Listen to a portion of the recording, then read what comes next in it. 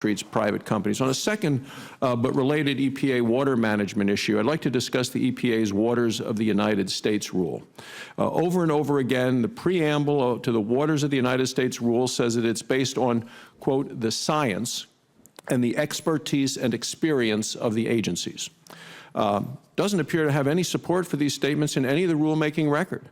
In an attempt to understand the basis for the final rule, this committee, through the leadership of our chairman, sent letters to the EPA and the Army Corps of Engineers asking for documents that support the final rule, asking EPA for copies of the scientific studies, asking the Army Corps of Engineers for examples of field experience because you say you used both.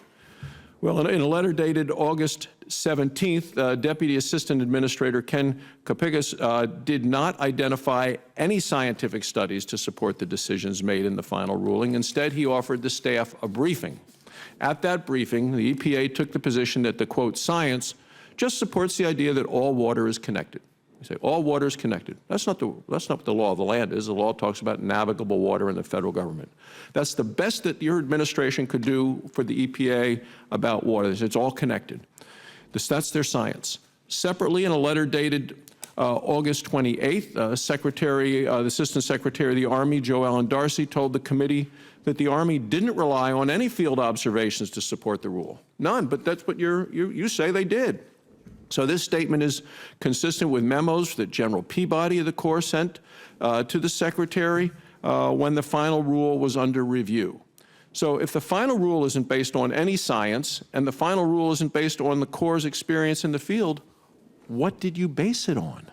Senator, we did base it on the science and the experience of both EPA and the Army. That's not what your staff is and the Army Corps of Engineers are saying. It sounds to me like you're making it up as you go and you're in charge of everything. But I would point the committee to the record on our work we have done on the water connectivity study, which does look at more than, I think, close to 2,000 studies that's available.